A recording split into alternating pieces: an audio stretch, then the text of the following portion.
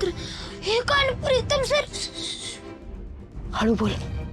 हे बघ, प्रीतम बाबा झोपलेत, त्यांची काळजी घे. गणी बाळा, हे बघ, प्रीतम बाबांची काळजी घे. त्यांना बाहेर जायला देऊ नकोस. मी तुमच्यासाठी खायला घेऊन येते. हा, तोपर्यंत लक्ष ठेव. आलेच मी. बाय.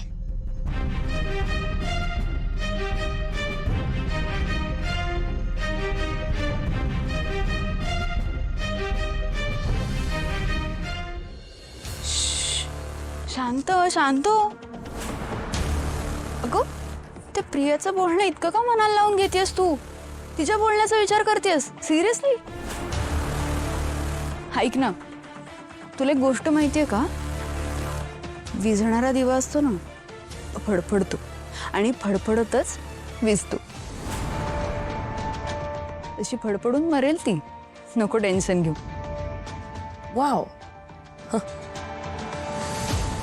न्यू सासू मॉम, कधी नव्हे ते एकदम परफेक्ट बोललात तुम्ही. कशाला त्या गावंढळ प्रियामुळे माझा मूड खराब करून घ्यायला हवा. करेक्ट. आणि बघा ना, आता असंही राहिलंय का या किर्लोस्कर मॅन्शन मध्ये? ती बेडवर पडलेली अहिल्या, भिकेचे डोहाळे लागलेला आदित्य किर्लोस्कर, आणि उरलं कोण? अहिल्या देवी किर्लोस्करचा धाकटा वाया गेलेला मुलगा प्रीतम. त्या प्रीतमला अजून स्वतःला सांभाळता येत नाही. तो काय सांभाळणार आहे किर्लोस्कर मॅन्शन? म्हणजे this Kirloskar house is finished. New सासू mom, this Kirloskar mansion is completely finished. ही दिशा मला कसं विसरली? मी आहे ना खंबीर, दामिनी देवी किर्लोस्कर. या किर्लोस्कर मेन्शनला खंबीरपणे सांभाळणारी दामिनी.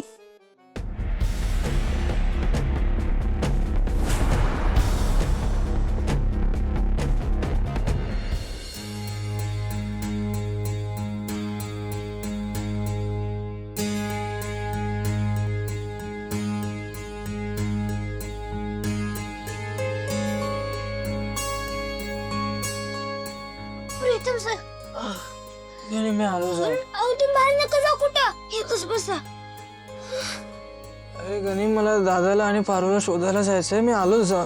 का जाऊ प्रीतम सर, इथंच बसा तुम्ही. नका कुठं जाऊ.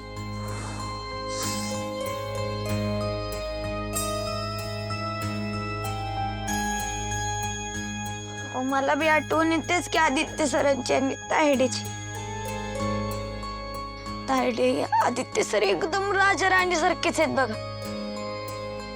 पण प्रीतम सर मला सांगा, राजा असं स्वतःच घर सोडून कुठे जातोय वे? राजा आपलं घर सोडून नाही जात रे, पण त्यालाच घराबाहेर काढलं तर तू तरी काय करणार? पण तुला माहितीये, माझा दादा आहे ना, कमाल आहे.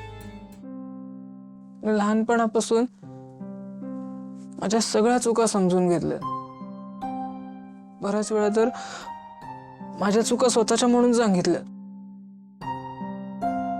फार खरंच कमाल आहे गणित, तो कमाल आहे. माझी तायडे माझी लहानपणापासून एकदम आईसारखी काळजी घेतली. तायडे म्हणजे माझी आईच आहे बघा. तायडेनं माझी, वैजूची, बाची एकदम मायानं काळजी घेतली. लहानपणापासून माझ्यासोबत बा नव्हता तरी कसलीच कमी भासून दिली नाही.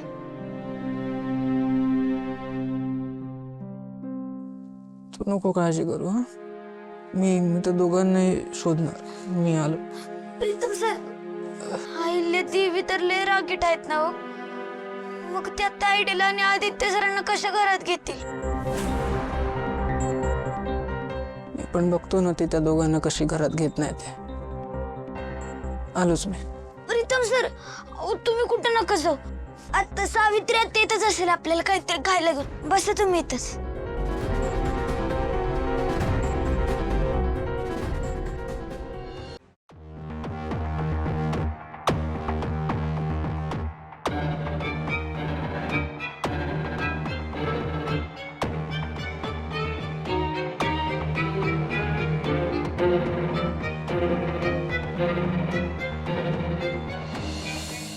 काय पारूसाठी कोणीतरी मुलगा येतोय बघायला. काय अरे ते मारुती मामाच्या कोणीतरी ओळखीचं आहे यार, त्यांचा मुलगा आहे. एक काम कर, तू गेटवर वॉचमन म्हणून बस आणि त्याला बाहेरच्या बाहेर कळटव ना. थांबा थांबा थांबा. हो ऐका, मी काय म्हणतो, मारुती माझा मित्र आहे आणि पारूचा फोटो आम्ही बघितलेला आहे. या माझ्या मुलासाठी तिचा हात मागायला आलोय. अहो असं नाही करतायत, अपॉइंटमेंट लागते, समजून घ्या. हो झालं.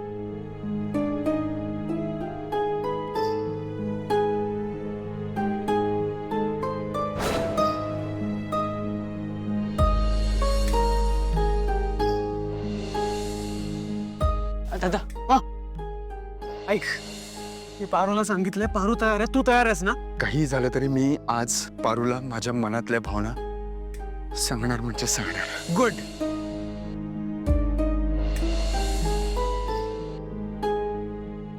पारू, आज हा आदित्य किर्लोस्कर तुला मनापासून विचारतोय, अरे तू माझी होशील का? तू नीट प्रपोज केलंस ना तिला? आणि ती हो बोलली का तुला? हा हो.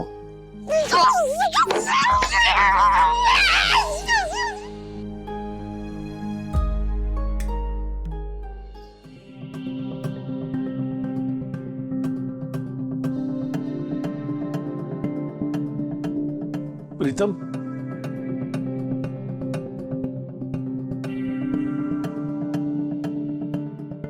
काय रे बाळा, काय अवस्था करून घेतलीस ही स्वतःची?